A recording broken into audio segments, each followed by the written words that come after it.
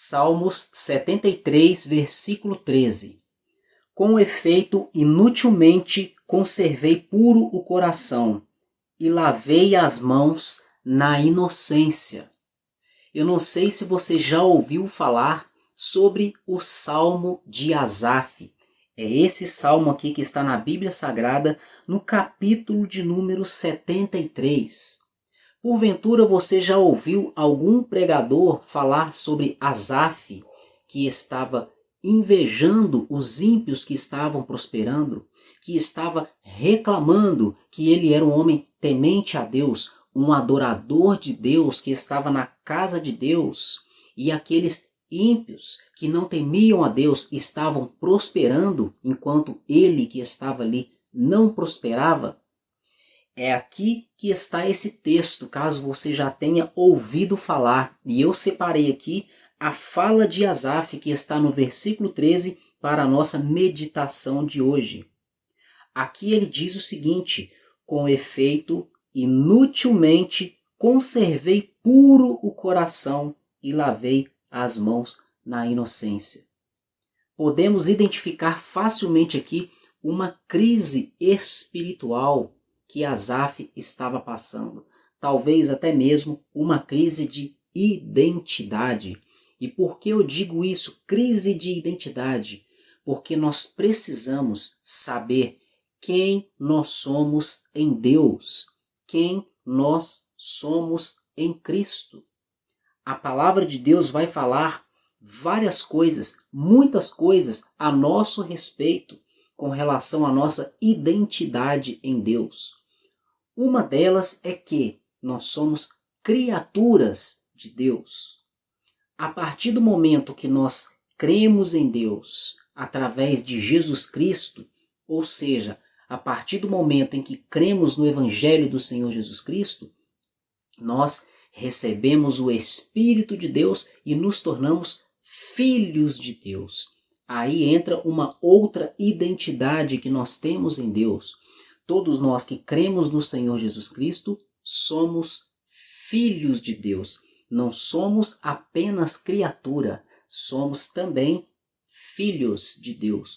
Todas as pessoas nessa terra, sejam elas boas, sejam elas más, todas são criaturas de Deus, mas nem todas são filhos de Deus. Filhos são apenas aqueles que creem em Deus através do Senhor Jesus Cristo e permanecem em obediência ao Senhor. Nós também temos vários outros títulos, vários nomes que a Bíblia nos diz, e eu não vou falar todos, como por exemplo, Paulo diz que nós somos guerreiros no mundo espiritual. Ele diz também que nós somos peregrinos em terra de estrangeiros. E existem aí várias outras colocações, várias outras identidades que poderíamos encontrar aqui a nosso respeito com relação a Deus. Uma coisa que é importante nós entendermos é que nós somos espírito. Jesus Cristo falou que Deus está à procura de verdadeiros adoradores que o adorem em espírito e em verdade. A Bíblia nos ensina também que Deus é espírito e ele é pai dos espíritos. Deus é luz e ele é pai de todos aqueles que são luz. O apóstolo Paulo, em suas cartas, ele fala muito sobre o andar no espírito, viver no espírito, não andando segundo os moldes do mundo, não andando segundo os padrões deste mundo, pois o espírito e a carne, que é a natureza humana pecaminosa, eles se contrapõem, eles militam, eles lutam um contra o outro. Suas naturezas são opostas, contrárias, elas não se combinam. Suas vontades, seus desejos, pensamentos e mentalidades, eles têm natureza diferente, são contrários e eles não se combinam. Nós precisamos ter entendimento dessas coisas para entendermos o que quero colocar aqui sobre o versículo 13, quando eu comentei que talvez Asaf estava tendo aqui, por algum momento de sua vida, uma crise de identidade, pois ele começou a observar o comportamento dos ímpios. ele começou a observar a vida que o ímpio levava. Ele observou que os ímpios, eles prosperavam em tudo o que eles faziam. Até mesmo o padrão físico, o porte físico, a saúde física dos ímpios, ele estava observando. Você pode ler aqui o texto que você vai observar isso. Ele estava observando também que nenhum mal vinha sobre eles. Tudo o que eles faziam, iam bem. Ou seja, Asaf se deixou levar em algum momento de sua vida, por algum momento de sua vida, se deixou levar pelo olhar carnal, pela visão mundana. E o apóstolo Paulo, ele nos instrui em sua carta aos Romanos que nós não devemos nos conformar com o padrão desse mundo, com o molde desse mundo. Nós devemos renovar a nossa mente. E nós renovamos e transformamos a nossa mente pela leitura e meditação diária da palavra de Deus. O Senhor Jesus Cristo disse aos seus discípulos: vocês estão limpos, ou seja, puros, sem contaminação, santificados, separados para Deus, pela palavra que eu vos tenho dito. Eu dou muita ênfase também, além de outras coisas, eu dou muita ênfase nessa questão de ler a palavra de Deus todos os dias, meditar na palavra de Deus todos os dias. E o fato de sermos de Deus, de sermos filhos de Deus, de lermos a palavra, estarmos orando, jejuando constantemente, isso aí não nos isenta de cometermos erros. Nós temos vários exemplos na Bíblia. Nós temos ali o rei Davi, que era um homem segundo o coração de Deus e cometeu pecados absurdos que, se forem cometidos nos dias de hoje por algum pastor, ele seria preso, talvez condenado à prisão perpétua, seria lixado por pessoas, seria rejeitado pela igreja e talvez nunca mais voltaria a subir em um púlpito para pregar a palavra de Deus. Mas ele era um homem segundo o coração de Deus, reconheceu seus pecados, se arrependeu e implorou a Deus que não retirasse dele o seu espírito, e Deus o perdoou, e ele continuou sua caminhada em santidade com Deus. Um outro exemplo aqui que temos também de homem de Deus que pecou, nós temos aqui o próprio Asaf. Asaf era um ministro de música, um ministro de louvor no templo de Deus. Um homem que, acredito eu, que era cheio do Espírito Santo, era inspirado por Deus. Com certeza ele era, pois aqui nós temos um salmo de Asaf. E mesmo assim, ele se deixou levar por algum momento de sua vida pelas questões desse mundo, pelas coisas desse mundo. Enquanto estou falando com você aqui, eu me lembro do que Jesus nos ensina lá em Mateus capítulo 6, quando ele nos ensina como orar. Em um trecho da oração, ele diz o seguinte: não nos deixe cair em tentação. Ou seja, Asaf, ele foi tentado a observar o padrão do ímpio, o padrão do mundo, a prosperidade dos mundanos, dos ímpios. E ele se deixou levar. Ele foi tentado pelas coisas do ímpio, pela prosperidade, pelas riquezas, pelo bem material, pelos bens materiais, o que em si não é pecado, mas como eles viviam a vida deles para conquistar aquelas coisas, isso sim era pecado. Eles viviam cometendo erros e injustiça para prosperar. E não apenas isso, eles não temiam a Deus. No coração deles, eles diziam: não existe Deus. Porventura alguém vai nos julgar? Nós podemos fazer o que quiser. É aí que está o perigo.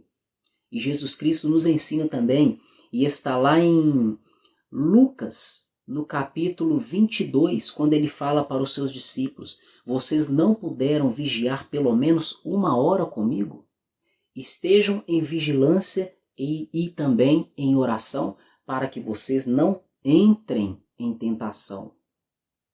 Então nós devemos também estar vigilantes para não sermos tentados, para não sermos seduzidos com as coisas desse mundo, com os prazeres desse mundo, assim como foi Asaf. Jesus Cristo foi diferente, com ele foi diferente. Ele era um homem temente a Deus, cheio do Espírito Santo, e nós lemos ali em Mateus capítulo 4 que quando ele foi levado pelo Espírito Santo ao deserto para ser tentado pelo diabo, ele ficou ali 40 dias e 40 noites em jejum. E a Bíblia diz que no último dia ele foi tentado fortemente pelo diabo. E nessas tentações, o diabo o tentou mostrando as riquezas do mundo, as riquezas e os reinos desse mundo, as prosperidades, a fama, os bens materiais, o poder e tudo o que a maioria das pessoas está desejando e buscando hoje. E Jesus Cristo falou para ele: para trás de mim, Satanás, porque está escrito: adorarás apenas ao Senhor teu Deus. Amarás o Senhor teu Deus e apenas a Ele adorarás. Então Jesus Cristo deixa para nós o exemplo de como devemos ser e de como devemos fazer. E aqui no Salmos 73, verso 13, nós vemos aqui a fraqueza de um homem de Deus que ministrava no templo de Deus, pois ele não vigiou, ele entrou em tentação. E não apenas entrou em tentação, porque algumas pessoas entram em tentação, mas elas vencem a tentação e não caem em tentação. No caso de Asaf, ele se deixou levar pela tentação, ou seja, ele entrou em tentação. E após entrar em tentação, sendo tentado a observar as coisas do mundo, desejar as coisas do mundo, ele caiu em tentação ao refletir no seu coração sobre a vida do ímpio, pois ele desejou aquelas coisas. E talvez você pode questionar aí, mas Asaf teve apenas uma fraqueza de observar o comportamento do ímpio e desejar as coisas do ímpio, desejar a vida do ímpio. Ele não foi buscar aquele caminho, pois ao lermos aqui após o versículo 13, nós vemos que ele se arrependeu e louva a Deus. Mas eu quero que você entenda uma coisa. Jesus Cristo, ele traz um ensino para nós profundo e espiritual. Ele disse aos seus ouvintes: não está escrito na lei de Moisés, não adulterarás? Aí ele diz o seguinte: pois eu digo a vocês, se algum homem olhar para uma mulher e a cobiçar, a desejar no seu coração, ele já cometeu adultério com ela. Ou seja, o pecado, ele se origina no coração. Não foi necessário Asaf praticar a busca pelas riquezas. Apenas desejar as riquezas dos ímpios já foi um pecado. Jesus Cristo nos disse que o que contamina o homem não é o que entra pela boca, mas o que sai pela boca. E o que sai pela boca é que contamina o homem, porque do coração procedem os pecados humanos, as orgias, os adultérios, as traições, as mentiras, os homicídios, as invejas, entre outras coisas. Ou seja, o pecado, ele se origina no âmbito do invisível, no âmbito do espiritual. Então, quando você está pensando, desejando, você já está praticando no seu espírito, na sua alma. E aquilo ali é pecado, pois Deus é espírito. Não é à toa que Deus nos ensina na Bíblia Sagrada que Ele é um Deus que sonda os pensamentos e esquadrinha os corações para retribuir a cada um conforme as suas obras. Por isso devemos estar vigilantes, e eu gosto de falar disso aqui várias vezes. Na maioria dos meus vídeos eu também toco nesse assunto, sobre a importância de guardarmos o nosso coração. Provérbios 4, 23, sobre tudo o que se deve guardar, guarde o seu coração, porque dele procedem todas as saídas da vida, porque dele depende toda a sua vida. Então aqui no verso 13, Asaf, ele revela para nós a sua fraqueza, a sua falha, e nós devemos estar atentos com isso aqui para não cairmos no mesmo erro. Ele disse: com efeito, inutilmente eu conservei puro o meu coração. Olha só que coisa lamentável. Eu acredito ali que se fosse nos dias do Senhor Jesus, os principais dos sacerdotes, os mestres da lei, os escribas, ouvissem isso aqui, eles iriam dizer que isso aqui era uma blasfêmia contra Deus.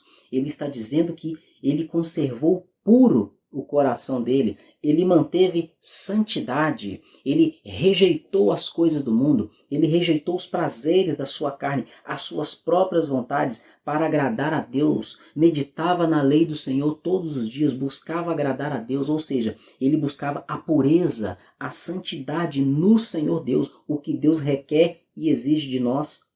Mas após observar a vida do mundano, a vida do ímpio que estava prosperando, e comparar a sua vida com a vida dele, ele considerou ser inútil tudo aquilo que ele havia feito para Deus.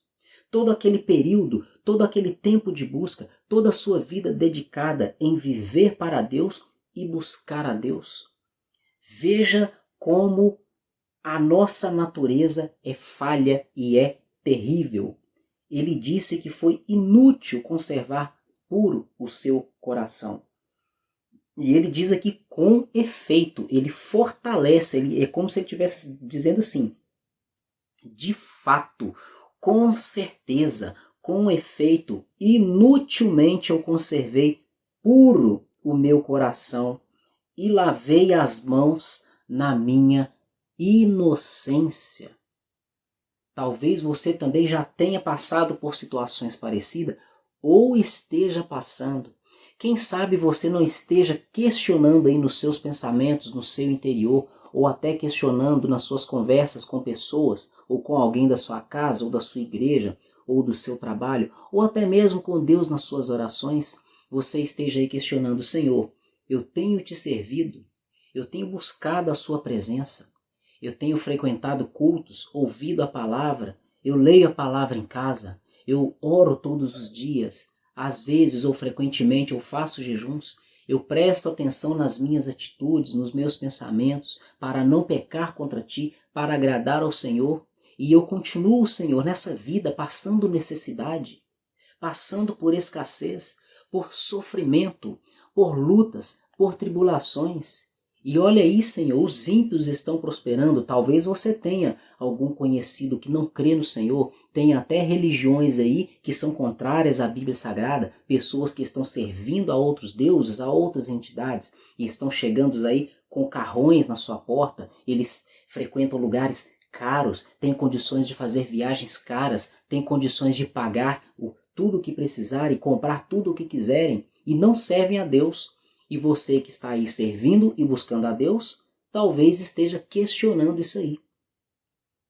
Você precisa ficar tranquilo e não se preocupar, porque o fato de uma pessoa ser próspera ou o fato de uma pessoa estar passando por um período de dificuldade, de escassez, não é garantia de que Deus está abençoando a pessoa próspera. E o fato de uma pessoa estar na escassez ou na dificuldade não é garantia de que ela está sendo amaldiçoada por Deus. Basta nós lermos a Bíblia Sagrada. É por isso que é importante nós lermos a Bíblia Sagrada para não sermos nem enganados e nem confundidos com o que as pessoas ensinam, com o que as pessoas falam de maneira errada, ou até mesmo com os enganos que surgem no nosso coração. A Bíblia nos ensina que Deus ele permite a humilhação nas nossas vidas. Nós podemos ver isso lá em Deuteronômio, capítulo 5. Deus fala que ele deixou o povo passar fome no deserto e ele humilhou, ele próprio humilhou eles no deserto para ver o que tinha no coração deles. Pois, como um pai ama o seu filho, assim Deus ama o seu povo.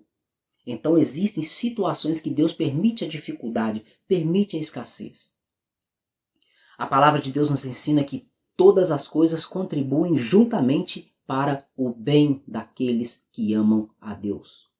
Pedro escreveu em uma de suas cartas que nós devemos estar alegres e contentes e nos regozijar em Deus quando passarmos por provas, tentações, dificuldades e tribulações, porque a nossa fé ela é preciosa mais do que o ouro. E o ouro é provado pelo fogo. E o fogo na Bíblia, em várias situações, ele simboliza a provação, a dificuldade. Devemos ser sempre gratos a Deus. Devemos estar sempre atentos ao que a palavra nos ensina. E o fato de o ímpio prosperar, o pecador prosperar, não significa que ele está sendo abençoado por Deus. E o fato de o crente, o cristão, não conseguir prosperidade, não conseguir riquezas e estar passando dificuldades, provação, momentos de escassez, não significa que Deus o abandonou ou que Deus o está amaldiçoando. Deus permite todas as coisas em nossas vidas para que Ele venha nos provar, para que Ele venha sondar o que tem nos nossos corações e também para que Ele venha nos edificar e nos fortalecer. Conforme eu disse e vou repetir, a Bíblia Sagrada nos ensina que todas as coisas contribuem para o bem daqueles que amam a Deus. Portanto, se você ama a Deus de verdade, essa situação que você está vivendo e que você está passando está contribuindo para o seu bem. Lá em Jeremias, deixe-me abrir aqui rapidamente, Deus fala algo sobre isso. Jeremias capítulo 29, versículo... Deixe-me ver aqui. Isaías, eu abri o livro errado. Isaías, Jeremias. Eu quero ler para você aqui para finalizar um versículo que está em Jeremias capítulo 29. Olha o que Deus diz. Jeremias 29, 11. Eu é que sei que pensamentos tenho a vosso respeito, diz o Senhor. Pensamentos de paz e não de mal, para vos dar o fim que desejais. Então, se essa palavra falou ao seu coração, te trouxe edificação, compartilhe para que mais pessoas venham entender a situação que elas estão passando em suas vidas. Compartilhe para que mais pessoas sejam tocadas pelo Espírito de Deus, sejam edificadas no conhecimento da palavra e que Deus venha abençoar mais vidas. Muito obrigado por sua participação. Até o próximo vídeo e que Deus continue te abençoando.